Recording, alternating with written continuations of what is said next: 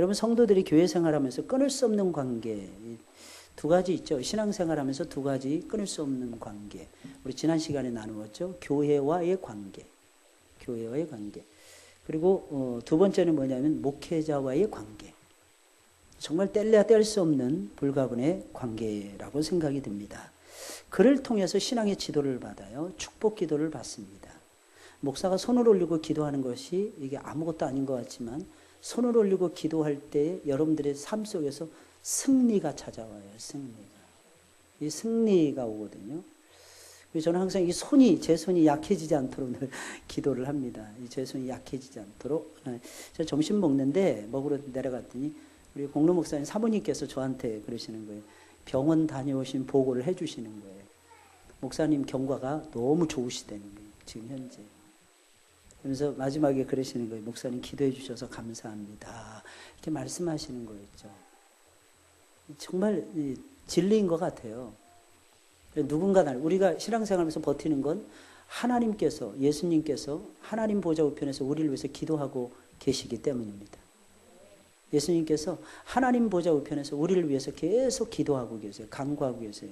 쉬지 않고. 할렐루야. 언제나. 그분은 졸지도 않아요. 주무시지도 않아요.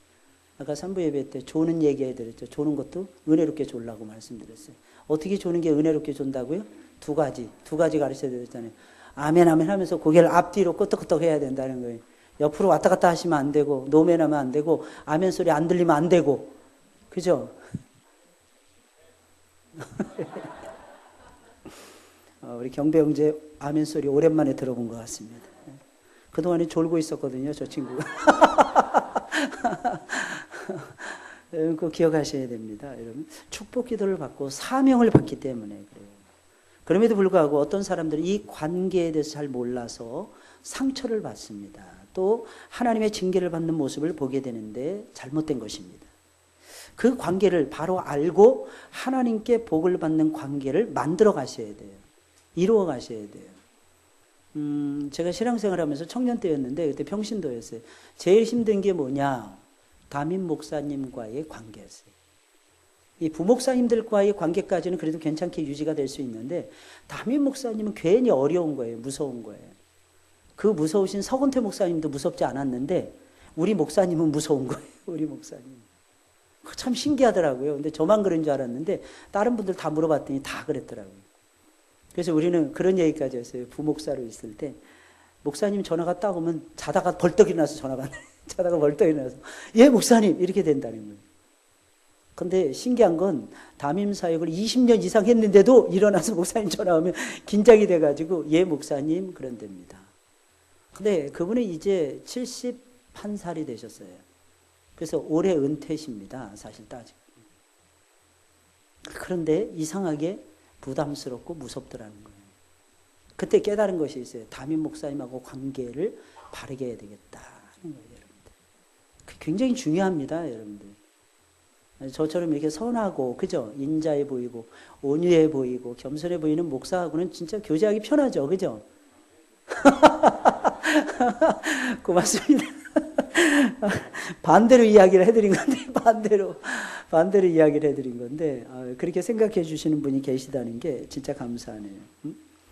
오늘 말씀을 보게 되면 예수님께서는 7 금촛대 사이로 다닌다 그랬어요. 교회 사이에 주님이 누비고 다니시는 거예요. 할렐루야. 여러분 내가 일하는 것 같지만 하나님이 나를 들어서 일하시고 계시는 거예요. 내 속에서 일하시는 분은 주님이세요. 여러분 믿으십니까? 내가 지금 예배 드리는 것 같지만 예수님께서 내 안에서 예배의 자리로 나를 끌고 오신 거고 예배의 자리에 머무를 수 있도록 해주시고 계시는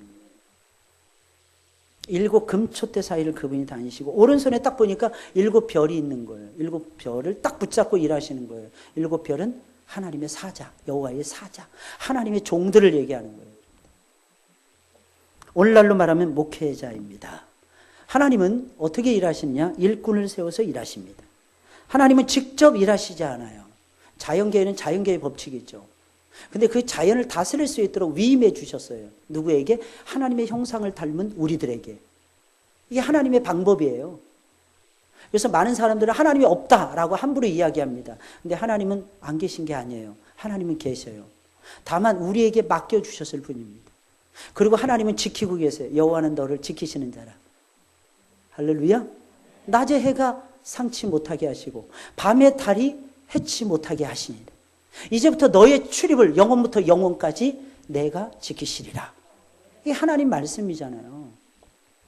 그러니까 온 세계를 만드신 분은 하나님이시고 하나님이 직접 사람을 통해서 다스리고 계시는 거예요. 우리 말씀 볼까요? 시작.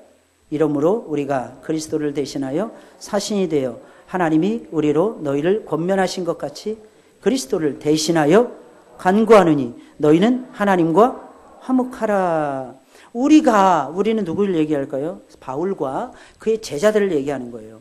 그리스도를 대신하여 첫째 사신이 되었다는 거예요. 사신이 뭐예요? 메신저가 됐다는 얘기예요. 하나님의 말씀을 가지고 와서 증거하는 증거자들이 되었다는 거예요. 두 번째 뭐가 되어야 돼요? 그리스도를 대신하여 간구하노니. 이 무슨 뜻이에요? 기도한다는 뜻이에요. 여러분 주의 종들은요 생명이 있습니다. 생명줄이 있어요. 딱 두 가지입니다. 그 생명줄이 뭐예요? 말씀과 기도예요. 말씀. 주의 종들이 때로는 억울한 일을 당합니다. 뭐 해야 될까요? 뭐 변명하고 뭐 설명하고, 물론 설명해야 되겠죠. 필요하면 한 영혼이라도 놓치지 않으려면. 그러나 때로는 설명이 필요 없어요. 왠지 아십니까? 기도할 수 있으니까.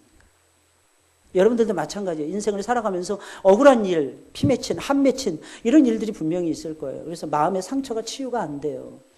그래서 어떤 사람은요 교회에 와서 아버지라고 부른다니까, 하나님을 아버지라고 부른다니까 막 싫어하더라고요. 싫어해요, 싫어. 어떤 자매 그러더라고요. 나는 목사님, 아버지라면 징글징글합니다. 왜 나한테 아버지를 말씀하십니까? 이렇게 말하는 분들도 있어요. 왠지 아십니까? 그분은 중증 알코올 중독자의 아버지 밑에서 평생 살아오면서 너무너무 힘든 어린 시절을 보내기 때문에. 남자라면 불신하는 거예요. 무조건 남자라면 싫다는 거예요. 참 이게 가슴 아픈 일이죠. 근데 참 신기합니다. 그 마음을 아시는 분이 주님이십니다. 그리고 그 마음을 이해하면서 안고 기도해 주는 사람이 누구예요? 목회자예요. 목회자. 저는 늘 그 생각을 가지고 목회를 합니다.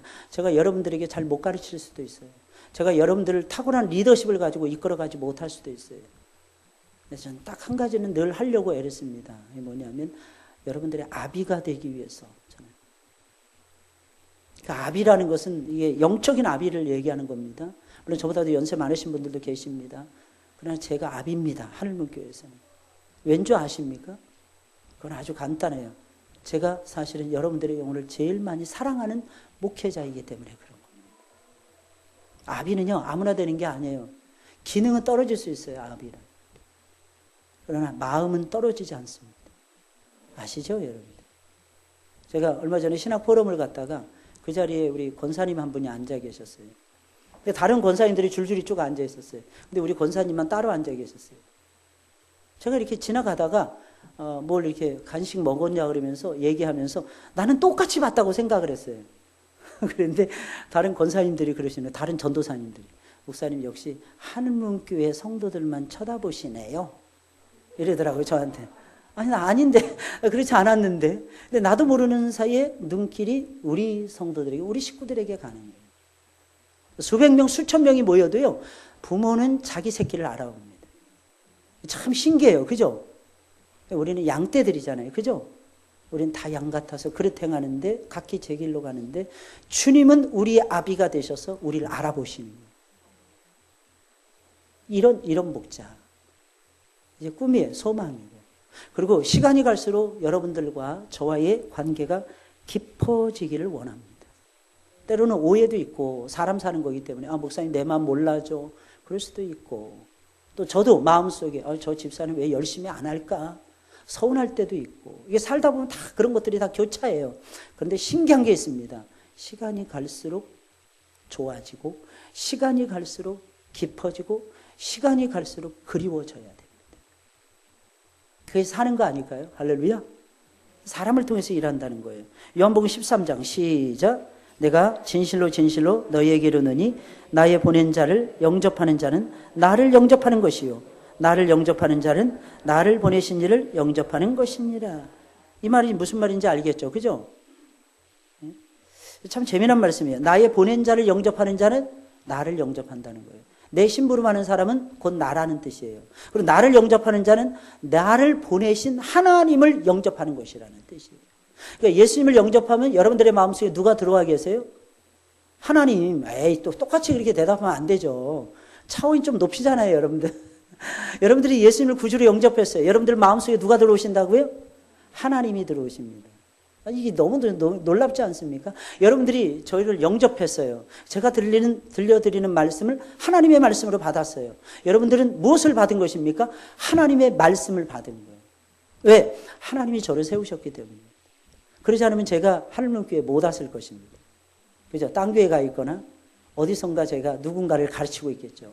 하나님의 뜻이 있기 때문에 제가 이곳으로 올 수가 있었던 것입니다. 그럼 보겠어요. 아멘. 아멘. 크게 하시네요. 어떤 분이. 자, 하나님은 다윗이 범죄했을 때 직접 책망하지 않으시고 누구를 보내셨습니까? 누구를 보냈어요? 나단 선지자를 보냈어요. 사무엘하 12장 1절부터 5절까지의 말씀입니다. 이때 99마리 가진 사람이 한 마리 가진 양을 뺏는다 하는 내용이 나오죠. 그죠? 그러자 나단 선지자가 말하죠. 그 사람 어때요? 그 사람 죽일 놈이라고 다윗이 표현합니다. 그러니까 다윗을 향해서 나단 선지자가 말하죠. 그죠? 당신이 그 사람이라고. 여러분, 이 주의 종은 디스도 잘해야 돼요. 어떻게 보면. 당신이 나쁜 사람이라고 말해줄 수 있어야 돼요. 목사님, 제가 잘못했단 말입니까?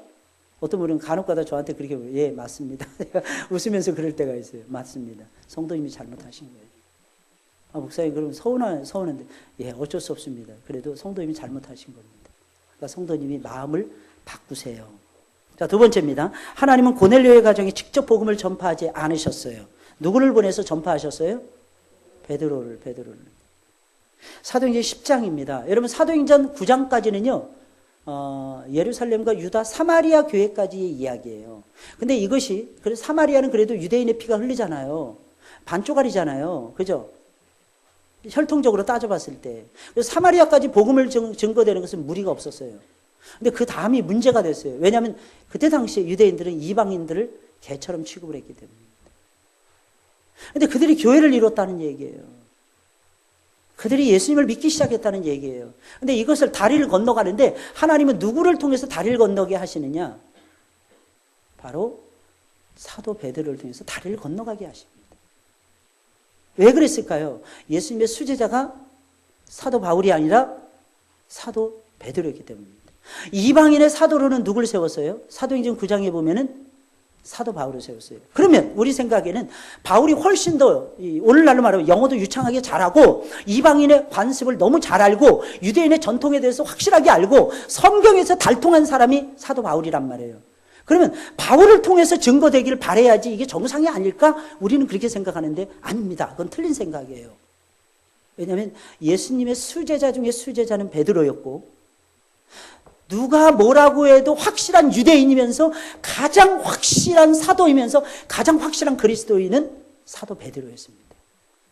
그래서 하나님은 어떻게 하시냐? 사도행전 9장에 보면 사도 바울을 부르십니다.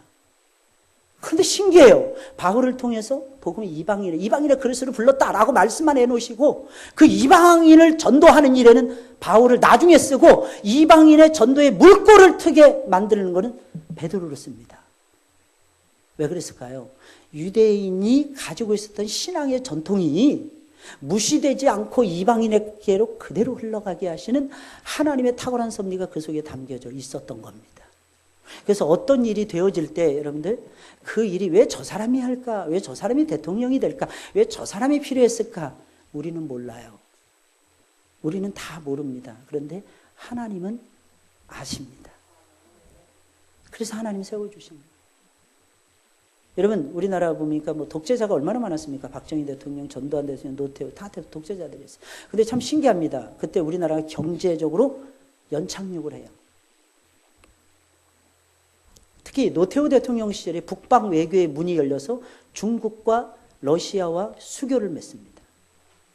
만약에 김영삼 대통령이나 김대중 대통령이 일찍 대통령이 돼서 1987년도에 대통령이 되어서 북방 외교를 한다고 치면 북방 외교 성사가 안 됐을 거예요. 왜 그랬을까요? 그건 아주 간단합니다. 김대중 씨나 김영삼 씨는 민중운동, 민주화 운동 하셨던 분들이에요. 많은 사람들이 그분을 좌경이라고 몰아세웠어요. 특히 김대중 선생님 같은 경우는 많이들 그랬잖아요, 여러분들. 김대중 전 대통령 같은 경우. 그분이 대통령에서 북방 얘기합시다 그러면 간첩이다. 근데 노태우 대통령을 하나님이 들어쓰셨고, 신기하죠? 그때가 우리나라가 최고의 주가를 올리는, 경제 성장률 최고의 주가를 올리는 해들이 거듭됩니다. 근데 여러분 아십니까? 전 세계적으로 독재자가 나와서 경제가 살아난 예는 거의 없습니다. 독재자가 나와서 국민들을 위해서 경제를 활성화시킨 나라는 없어요. 거의 다 나라를 망가뜨려 버렸습니다. 그랬던 나라들이 버마, 그랬던 나라들이 필리핀, 그랬던 나라들이 아프리카의 무수한 나라들이잖아요. 근데 신기한 게 있어요. 우리나라 대한민국은 독재자가 나왔는데도 경제가 살아났어요. 대통령이 없는데 경제가 지금 살아나고 있어요. 할렐루야. 이런 나라가 세상에 어디 있습니까? 여러분 여기서 느낄 수 있는 거 하나님의 전적인 은혜다.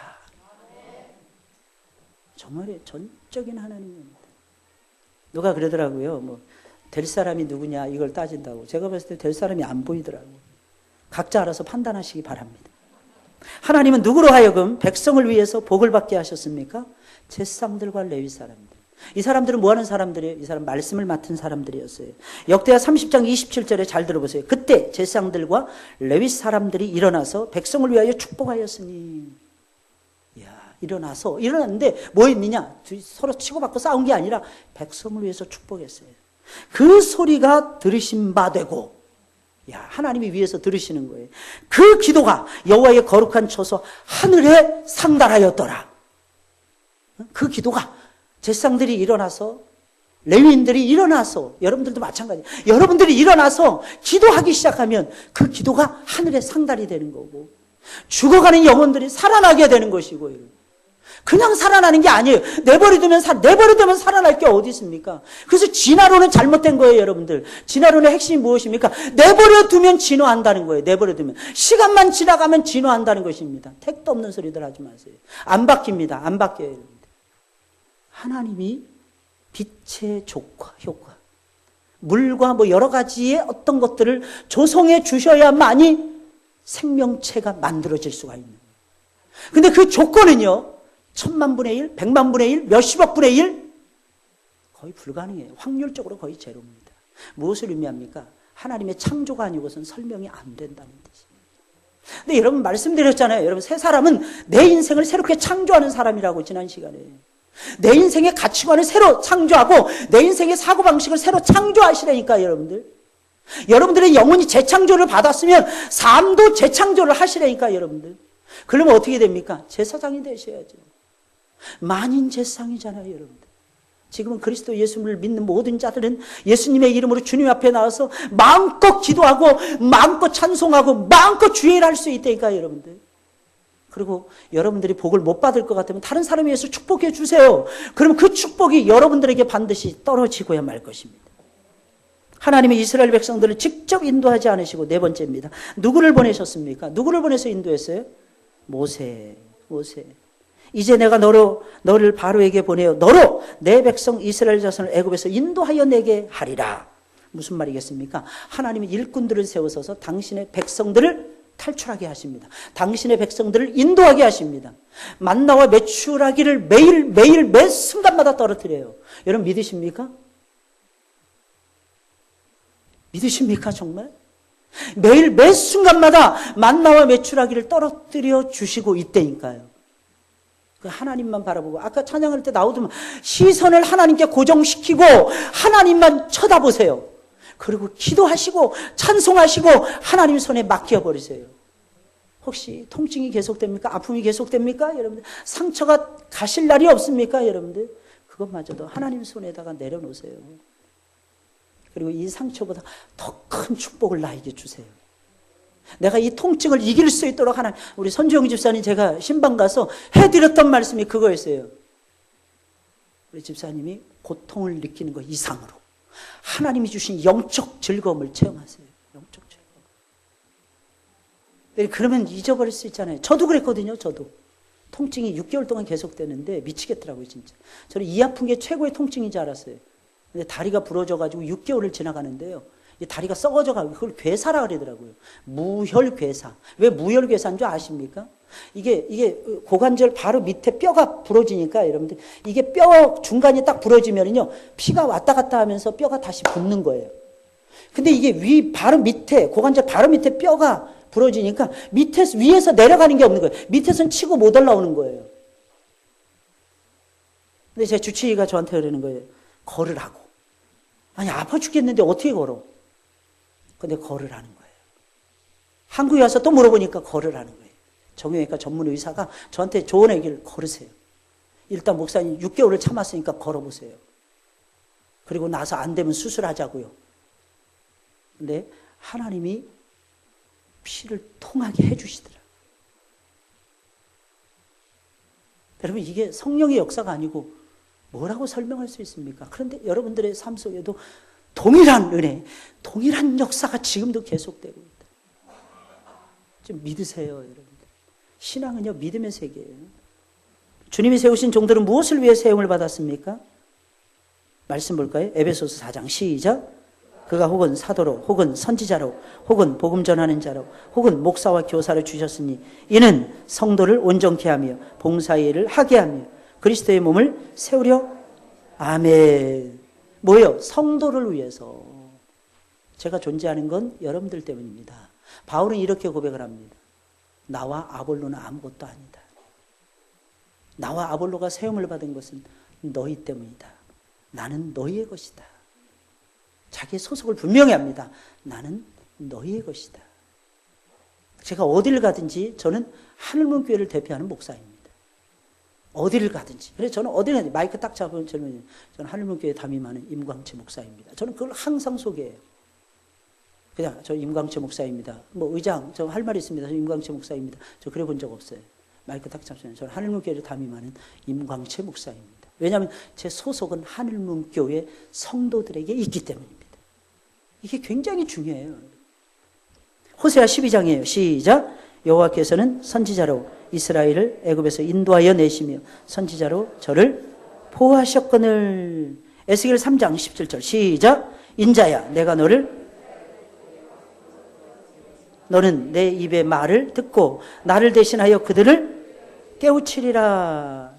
목회자의 사역, 양떼를 기르고 인도하고 일깨우고 축복하고 양육하는 사역이라는 것입니다.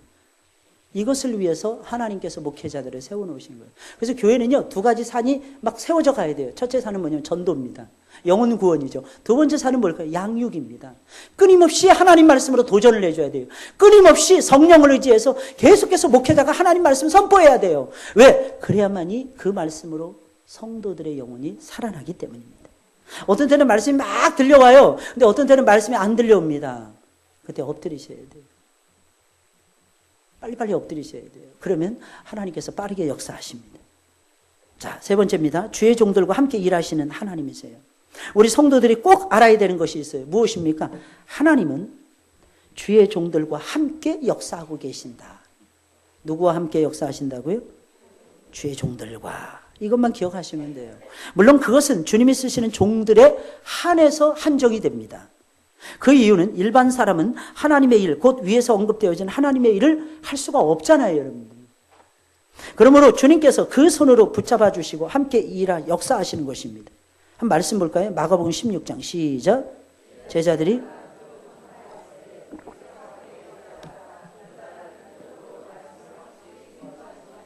아멘, 아멘. 어제 제가 말씀 안 드린 게 어제 아이들이 복음을 전했어요. 애들이 지나가던 사람이 용돈을 줬어요.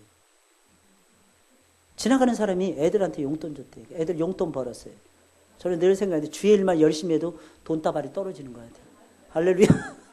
뭐 그렇다고 해서 시험 들지 마세요. 왜 나에게는 없고 그러지 마시고 그 받은 사람이 콩고물이라도 드리겠지. 그걸 기대하시면서 여러분 축복해 주시고 나눠보세요. 여러분. 그게 사는 거예요. 어떻게 보면 진짜 사는 맛이죠. 응? 오늘 말씀 보니까 제자들이 나가 두루 전파할세. 그 다음에 이어지는 말씀 주께서 함께 역사하사. 왜 나에게는 하나님이 역사하시는 것이 없을까요? 왜 없을까요? 여러분들 주님 말씀을 선포하지 않아서. 여러분들 주변에 누군가가 변화되기를 원하십니까? 그러면 어떻게 해야 될까요? 첫째 기도해야 되겠죠. 근데 기도만 하더라고. 기도만 하니까 역사가 일어나요? 안 일어나요? 안 일어나더라고. 그럼 기도가 응답이 안 되는 것입니까? 아니죠. 기도했으면 기도에 향응되는 액션을 취하셔야죠. 기도는 엎드리는 것만 기도가 아닙니다. 일하게 해달라고 기도했어요. 근데 일을 안 해. 그건 잘못된 거 아닙니까? 기도했으면 기도한 대로 살아가셔야죠, 여러분들. 기도한 대로 일하셔야 돼요. 근데 무슨 일을 해야 됩니까? 말씀을 선포해야죠. 복음은 부끄러워하지 말고 구원을 주시는 하나님의 능력이라는 것을 믿으셨으면, 믿음은 들음에서 나고 들음은 하나님의 말씀으로 말미암다는 걸 믿으신다면, 내가 정말 사랑하는 사람에게 뭐 해줘야 돼요? 복음을 들려주셔야 돼요. 에이 목사님 그러다가 명절 분위기 깨지는데, 명절이면 명절이라고 안 되고, 명절 아닌 날은 분위기 안 만들어져서 안 되고, 평생 언제 전할 겁니까? 그냥 전하세요. 때를 얻든지 못 얻든지. 할렐루야. 전하면 되는 거예요. 이번에 5월 3일 가는 거 때가 되네 안 돼. 때를 얻든지 못 얻든지 가시면 돼. 가시면 은혜 받아요. 손해보는 거예요. 나만 못 가면 손해보는 거예요. 가셔서 같이 어울리세요. 한 사람이라도 사귀세요. 친구 삼으세요. 나를 위해서 기도해 줄 수 있는 새로운 동역자를 찾으세요. 그때 비로소 행복을 체험하게 되는 거예요. 행복. 주님은 역사하십니다. 언제? 여러분들이 복음을 받아들이고 복음을 증거할 때. 이 사실을 저는 여러분들이 꼭 기억하시고 살았으면 좋겠어요. 자, 디모데후서 4장 다 같이 시작. 주께서 내 곁에 서서 나를 강건케 하심은 나로 말미암아 전도의 말씀이 온전히 전파되어 이방인으로 듣게 하려 하심이니 내가 사자의 입에서 건지웠느니라. 주께서 나를 모든 악한 일에서 건져내시고 또 그의 천국에 들어가도록 구원하시리니 그에게 영광이 세세무궁토록 있을지어다. 아멘. 여러분 뭔가 좋은 걸 얻으려고 하면 뭐 해야 돼요? 투자해야 되잖아요. 투자. 뭔가 좋은 걸 내가 뭔가 얻고 싶어요. 그럼 뭐 해야 된다고요? 투자하셔야 됩니다. 여러분 하나님이 여러분들과 함께 하시는 걸 체험하고, 하나님이 여러분들을 사자의 입에서 건져주는 걸 체험하고, 이건 누가 봐도 안 되는 일이야. 누가 봐도 이거 망하는 일이야. 근데 나는 피해서 가서 하나님이 대박나게 하시고. 여러분 이런 걸 체험하시려면 여러분 꼭 기억하셔야 됩니다. 뭘 해야 돼? 하나님이 기뻐하시는 일에 여러분들이 투자하셔야 된다. 하나님이 기뻐하시는 일에 헌신하셔야 된다니까. 어떤 사람이 저한테 찾아와서 물어보더라고. 목사님 제 믿음이 자라기를 원합니다. 제가 한마디 딱 해드렸어요. 모든 예배에 참여하세요. 목사님 그거는 힘든데요. 그럼 믿음 성장할 생각하지 마세요. 믿음이 갑자기 단기 성경, 단기 성장, 단기 완성 이거 하고 싶습니까? 그리고 당신의 자녀가 공부가 갑자기 쭉 올라가기를 바라십니까? 그럼 그 아이가 하나님 앞에 모든 예배를 드리게 하세요. 이 말만 순종하면 그 아이는 열립니다. 열리고 풀리는 기적을 체험할 수 있습니다. 안 믿더라고요. 지금도 아멘을 시원찮잖아요. 아멘, 아멘, 아멘. 아멘 이러시는 분이 안 계시잖아요. 왜 체험을 안 해봐서? 신앙은요 체험하는 거예요. 말씀드렸죠. 믿는 자는 하나님의 뭘 본다 그랬어요? 영광을 보리라. 믿는 자는 역사를 보리라 그랬단 말이에요. 근데 왜 못 봅니까? 안 믿으니까. 믿으면 딱 철수해야죠. 여러분 이스라엘 백성들은 수천 년 동안 지금까지도 전쟁이 일어나든 뭐하든지 간에 무조건 예루살렘 성전에 모여서 지금 통곡의 벽에 모여서 기도하고 울고 있습니다. 옛날에 성전에 모여서 예배드렸어요. 여러분 그게 가당치는 얘기입니까? 국경은 누가 지켜요? 성경은 말합니다. 여호와께서 말씀하시길 내가 너희를 지키느니라. 아예 명절 딱 줄 때부터 하나님 말씀하십니다. 예배 절기를 딱 줄 때부터 너희는 뒤돌아보지 말고 걱정하지 마. 아까 보면 뒤돌아보지 않겠네 찬송 부르더라고요. 정말 뒤돌아보지 않고 하나님만 바라보라는 뜻에서 중앙 집권적 절기를 주신 거예요. 근데 이스라엘이 예배가 회복이 되고 6월절 제사를 드린 예는 다윗 시대 이후로 히스기야 왕과 요시야 왕 딱 2번밖에 없었다는 거. 수백 년 동안. 그래서 유다가 망했어요. 유다가 망했어요. 혹시 여러분들 마음속에 이 설교를 들으시면서, 이 말씀 들으시면서, 나는 갈급함이 부족합니다. 나는 왜 설교에 은혜가 안 되는지 회개하시고 제발. 하나님, 내 영이 공고합니다. 나를 살려주세요. 하나님, 나부터 먼저 살려주세요. 그리고 하나님 말씀의 정도를 따라 하나님, 내가 모든 것을 뒤로하고 모든 것을 포기하고 쫓아가게 하소서. 그리고 매달리셔야 돼요. 역사는 하나님 손에 있어요. 심지어는 하나님 말씀하십니다. 느부갓네살 왕 이방인인데 바벨론 왕도 내 손 안에 있느니라. 고레스 왕도 내 손 안에 있느니라. 너희가 아직 듣게, 내가 너희를 왜 이방 땅, 이 척박한 땅에 포로로 보냈는지 너희가 아느냐? 내가 거기서도 너희의 하나님됨을 보여주기 위한, 내가 거기서도 너희는 예루살렘 성을 잃어버리고 말씀을 잃어버리고 예배를 잃어버리면 끝이다 생각하지 아니니라. 내가 거기서도 내 종을 세워서, 거기서도 시나고게라고 하는 회당에서 하나님 말씀의 경전에 귀를 기울이게 만들 것이며, 내가 너희로 하여금 다시 이 옛 땅 고토로 돌아오도록 역사해 줄 것이니라. 나는 너희를 지으신 여호와니라. 여호와니라. 잘 될 때도 나는 너희를 지으신 여호와니라. 안 될 때도 나는 너희를 지으신 여호와 하나님이시니라.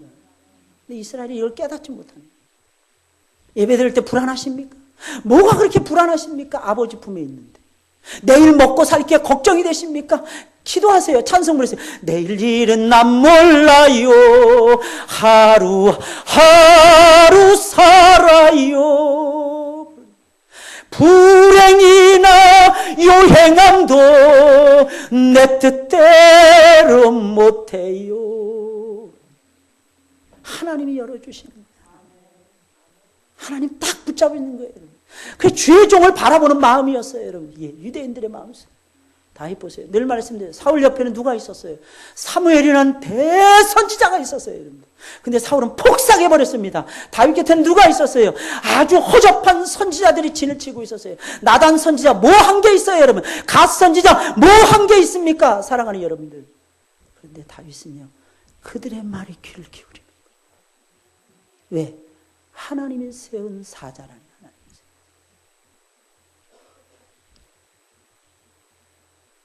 이 위대한 신앙을 누가 따라갈 수 있겠어요?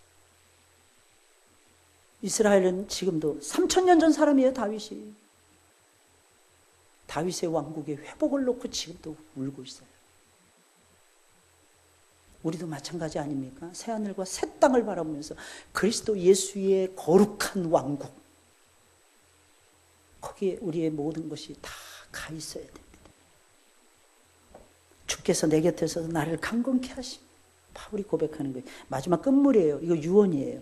나로 말미암아 전도의 말씀이 온전히 전파되어 이방인으로 듣게 하려 하심이니, 자기가 지금 복음을 붙들고 드는데 주께서 내 옆에 서서 나를 강건케 해 주셨기 때문이라는 거예요.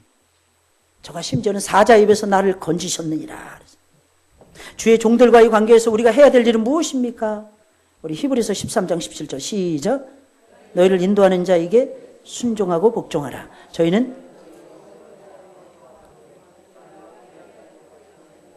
저희로 하여금 즐거움으로 이것을 하게 하고 근심으로 하게 말라. 그렇지 않으면 너희에게 유익이 없느니라. 뭐 해야 된다는 거예요? 순종하고 복종하라는 거예요. 근데 더 기가 막힌 말씀은 그 다음이에요. 즐거움으로 주의 종들로 하여금 일하도록 하라는 뜻이에요. 그러면 너희에게 유익이 없다는 거예요. 근심으로 하게 하면 유익이 없다는 뜻이에요. 잘 들으셔야 됩니다. 어떤 분이 저한테 그러더라고요. 나는 하나님만 섬깁니다. 50점도 안 됩니다. 여러분 기억하셔야 돼요. 주의 종들을 섬길 줄 알아야 돼요. 그러면 하나님이 주시는 분복이 이 땅에서 분명히 있을 겁니다. 새겨 들으셔야 돼요. 제가 담임 목사이기 때문에 이런 말씀 드리는 게 아니에요. 여러분들의 영혼을 위해서 이런 말씀. 저는 이런 말 하면 좀 창피해요. 얼굴이 빨개지고. 저 얼굴 빨개진 거 보이시죠? 안 보이시죠? 언제나 빨가니까. 잘 안 보이시죠? 근데 빨개져. 저는 알아요. 제가 봤을 때. 제 얼굴이 빨개졌구나. 이게 제가 느껴요. 자, 그 다음에 보겠어요. 다 같이 시작. 이에 백성들이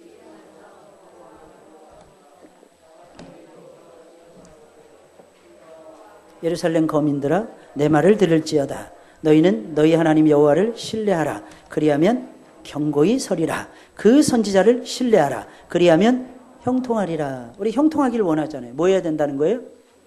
신뢰하라는 거예요. 신뢰.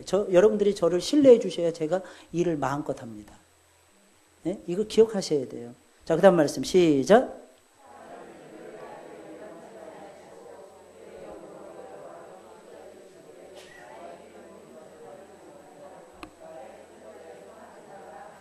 뭐 하라는 거예요? 보호하라는 뜻이에요. 보호하라. 자, 그 다음 말씀 시작. 예를 들어서 여러분들이 어디 가서 맛있는 걸 먹었어요. 요즘 많이 나는 게 제철이 뭐에 있어요? 그럼 반드시 저를 먹을 수 있도록 해 주셔야 된다. 안 믿으시네. 안 믿으시네. 어떤 분이 최근에 저한테 맛있는 뭔가를 선물해 주셨어요. 또 보내주셨어. 한 3번을 보내주셨어요. 연거푸. 그래서 제가 그랬어요. 아니 이걸 왜 저한테 보내시냐고. 그랬더니 그분이 하시는 말씀. 목사님 저는 평생의 소원이 이렇게 하나님의 거룩한 종들을 섬기는 겁니다. 그래서 저한테 보내주셨어요. 제가 어제까지 먹었습니다. 떨어졌어요. 할렐루야. 참 하나님은 기가 막히십니다. 자, 그 다음 말씀 시작. 또한 저희는 그들에게 빚진 자니 만일 나눠 가졌으면 육신의 것으로 그들을 또 나오죠. 그죠? 뭐 나머지 거 여러분들이 읽어보시면 알고. 자, 5번째입니다. 성도들이 목회자와의 관계에서 주의해야 할 것이 있습니다. 여러분들. 그것이 무엇입니까? 자, 한번 데살로니가 전서 시작.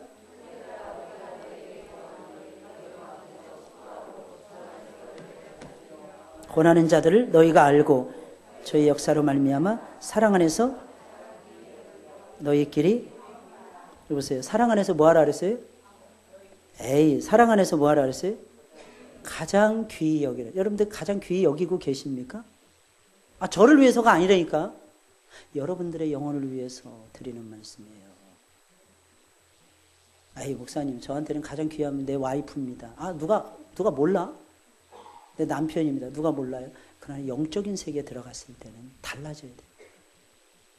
이게 달라져야 된다니까요. 자, 주의 사자를 주의 종이라고 부르면서 마치 내 종처럼 생각해서는 안 된다는 것입니다.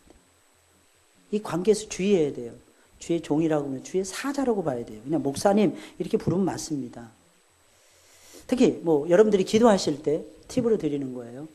우리 담임 목사님 이렇게 기도하시면 더 나아요. 그게 바른 거 아닐까요?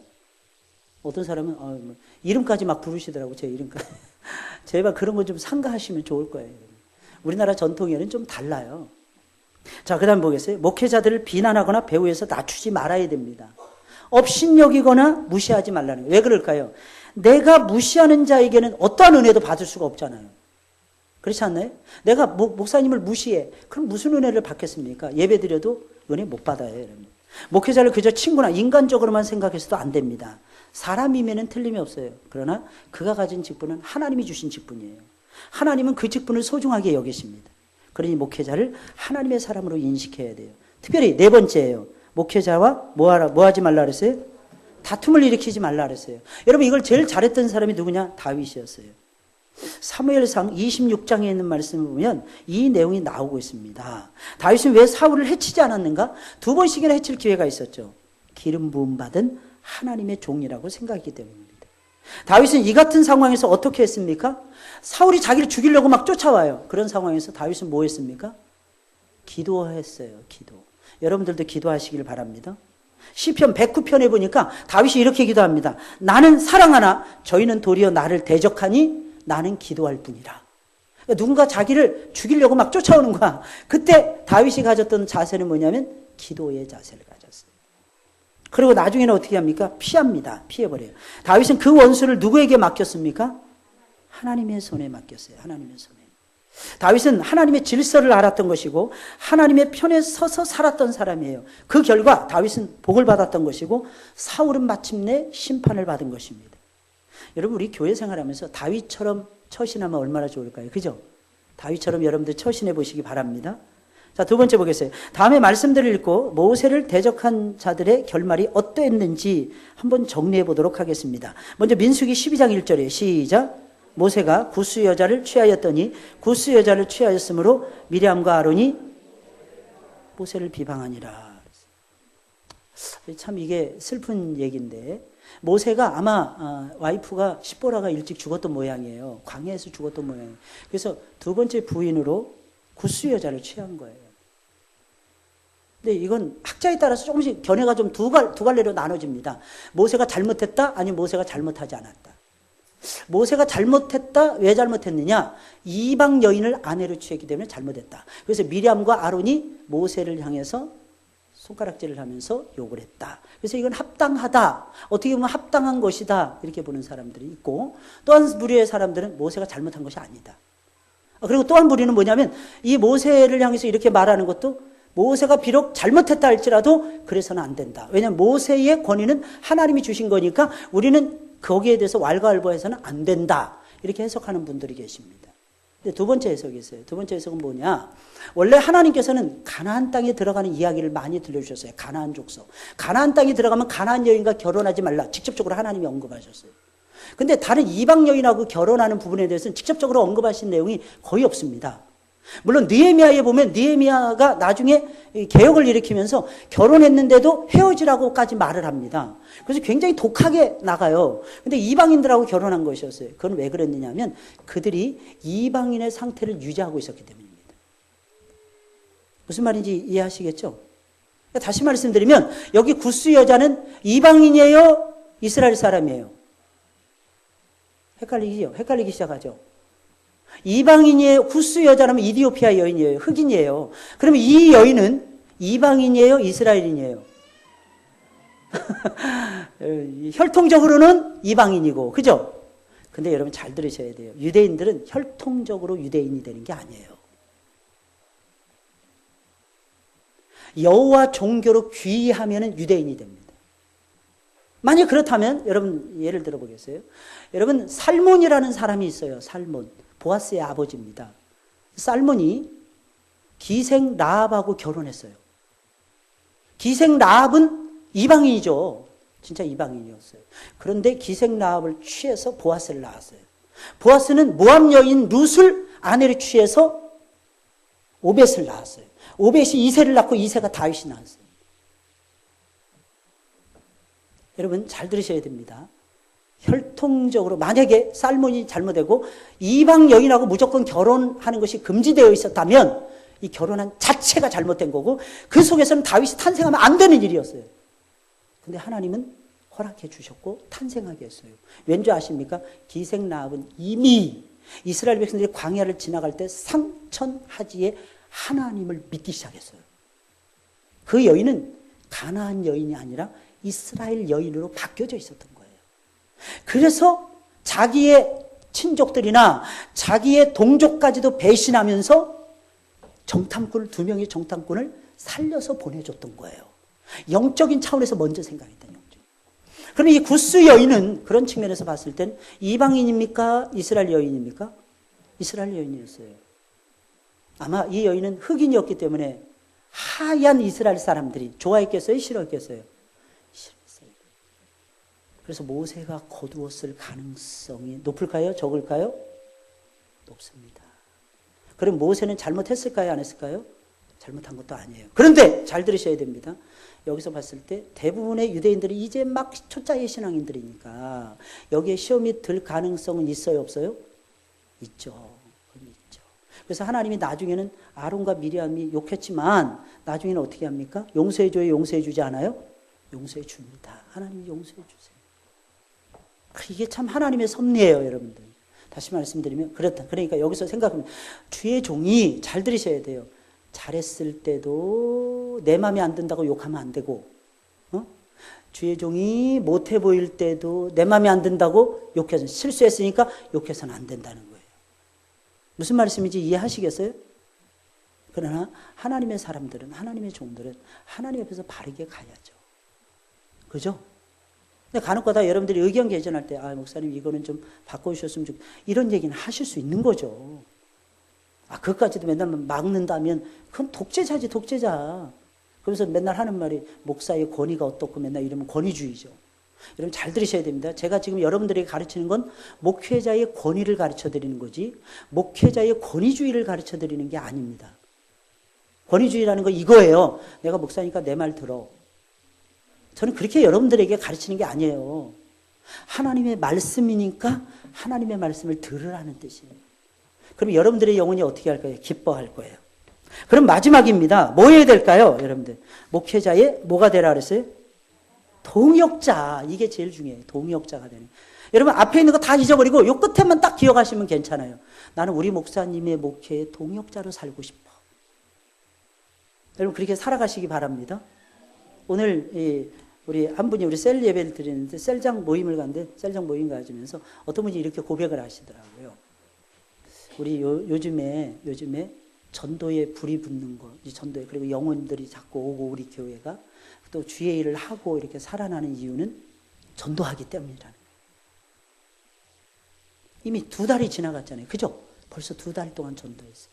어제도 얼마나 잘하는지 오늘도 그 어제 나왔던 부모가 이렇게 고백하는 거예요. 애들이 계속 나와야 될 것 같다고. 왜 애들이 주는 건 거절한다, 거절하지 못한다? 거절 못하더라. 어른이 주면은 여러분들 거울 오늘 끝나고 나서 거울 보세요. 아주 흉측해 보여요. 우리 얼굴은 진짜 싫어하더라고 다들. 근데 애들 얼굴은 그렇게 좋아해. 애들은. 근데 그렇게 전도하는 아이들은 하나님이 은혜와 축복을 주실까요? 안 주실까요? 반드시 주십니다. 반드시. 저는 확신해요. 할렐루야. 자 보세요. 그러면 예수님께서는 어떤 동역자들이 있었을까요? 누가복음 8장이에요. 한번 8장 찾아볼까요? 제가 읽어드릴게요. 이후에 예수께서 각 성과 촌에 두루 다니시며 하나님의 나라를 반포하시며 그 복음을 전하실세 12제자가 함께하였고 또한 악귀를 쫓아내심과 병고침을 받은 어떤 여자들 곧 7 귀신이 나간 자 막달라인이라 하는 마리아와 또 헤롯의 청지기 구사의 아내 요한나와 또 수산나와 다른 여러 여자가 함께하여 자기들의 소유로 저희를 섬기더라. 예수님의 제자들이 섬겼어요. 예수님과 동역했어요. 거기서 그친 게 아니에요. 수많은 여자들. 근데 막 귀신 들린 여자들까지 막 동원됐어요. 더 놀라운 건요. 헤롯이 예수님 죽이는데 앞장서는 그런 가문인데 그 헤롯의 친척들이 몰려와서 예수님을 도왔다는 거. 이름이 기적 아닐까요? 하나님은 다양한 동역자를 세워주신다는 거예요. 바울에게도 여러 동역자들이 있었고 구약교회에서도 모세의 동역자들이 많았습니다. 아무쪼록 여러분 참 신기한 게 있어요. 우리가 신앙이 어렸을 때는 잘 순종합니다. 나는 잘 모르니까요. 이러면서 순종 잘해요. 근데 조금 신앙이 성장하면 순종을 잘 안 합니다. 근데 여러분 욥기를 읽어보면요. 욥은 끝까지 자기의 견해를 굽히지 않고 주장합니다. 욥기는 샌드위치 말씀이라 그래요. 보통 샌드위치. 이 샌드위치가 무슨 말이냐면 욥하고 새 친구들하고 변론이 이루어집니다.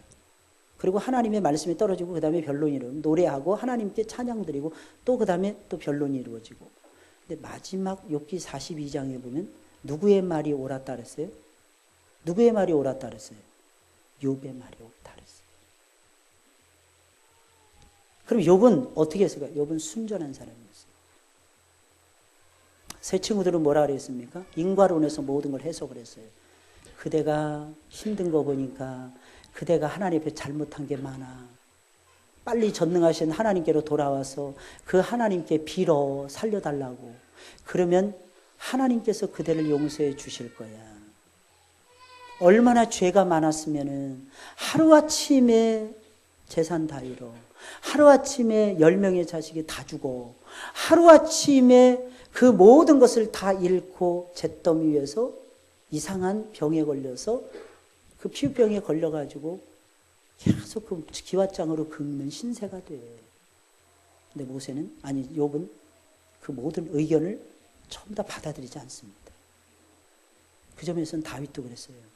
다윗도 시편의 말씀을 보면 위기가 왔을 때 누가 다윗을 대적하거나 이상한 소리 하는 부분은 다윗이 절대로 받아들이지 않았습니다. 다윗이나 모세는 하나님 앞에 신실한 종들이었어요. 그들은 이렇게 말했습니다. 특히 욥은 이렇게 말했어요. 내가 하나님 앞에서 순전하다. 나는 여전히 순전하다. 내가 환난을 당해도 나는 순전하다. 그대들이 말한다 할지라도 나는 순전하다.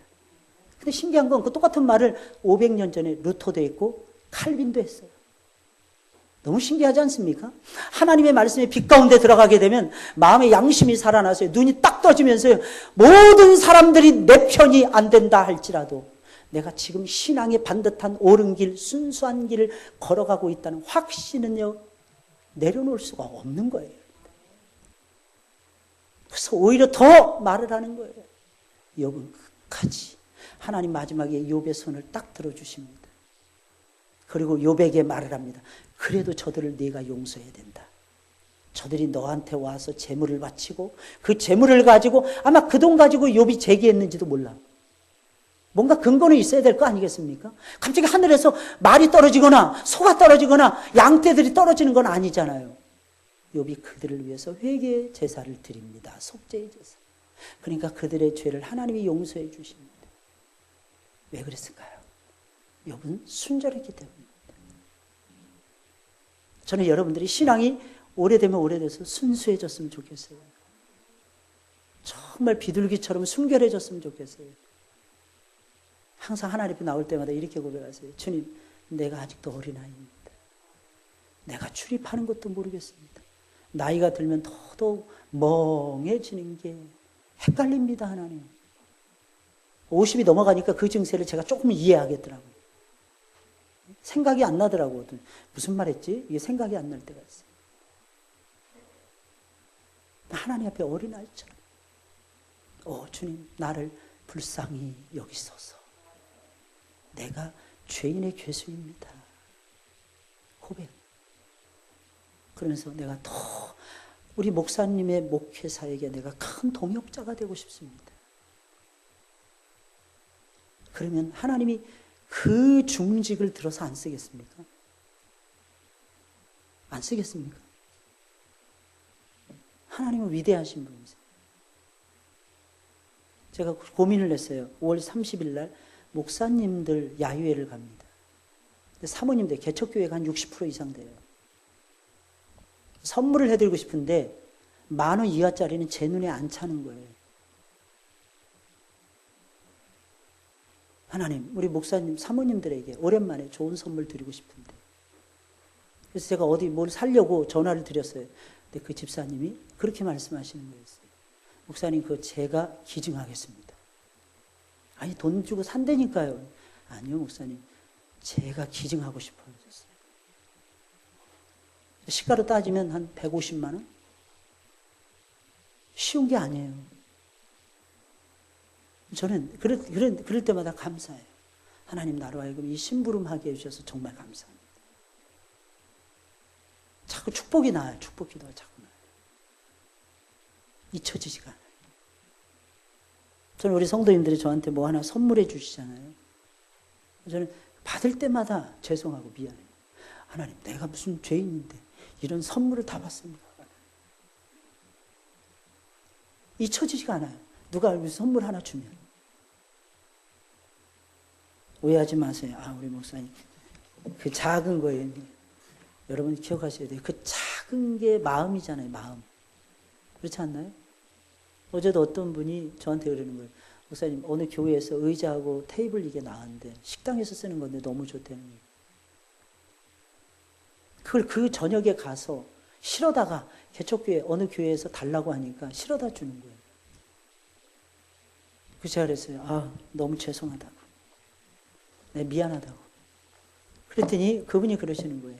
목사님, 선교 헌금 드린다고 생각하고 저는 갈 겁니다. 그러시더라고요. 여러분, 이게 사는 거 아닐까요? 구제하고, 그죠? 저는 여러분들이 복을 많이 받았으면 좋겠어요. 그럼 저한테도 복을 주셔야죠. 할렐루야. 저한테도 복을 주셔야지. 여러분들만 누린다면 그거 양심 없는 거 아닐까? 그거? 하나님이 나에게 뭔가 주셨어. 그러면 우리 부교육자님들 위해서도, 우리 전사님들은 마음껏 드리세요. 눈치 보지 마시고. 우리 목사님 싫어하니까. 여러분들이 싫어하면 싫어했지 저는 싫어하지 않으니까 우리 전도사님들이나 부목사님들 좀 여러분들이 뭐 옷도 사드리고 좀 그런 것도 해보세요. 저는 전도사 때 많이 받아봐서 그런지 그런 게 하나도 이상하지 않더라고요. 저 부목사 때도 많이 받아봤어요. 때에 따라서 하나님이 입혀주시더라고요. 근데 오히려 담임 목사 되니까 못 받더라고요. 못 받는 게 진짜 많은 것 같아요. 그래서 저는 여러분들이 우리 부목사님을 비롯해서 부교육자들도 사랑했으면 좋겠어요. 뭐 하나 생기면 사모님 이거 써보세요. 살짝 좀 드리시고 뭐 애들 옷 사라고도 좀 주시고 여러분들. 애들 이쁘잖아요. 그게 사는 겁니다. 여러분들. 할렐루야. 그게 사는 거예요. 좀 챙겨드리고. 그러면 하나님이 얼마나 좋아하실까. 그죠? 꼭 기억하시고 승리하시길 주의 이름으로 축원을 드립니다. 우리 찬송 부르겠습니다. 513장이에요. 513장이에요.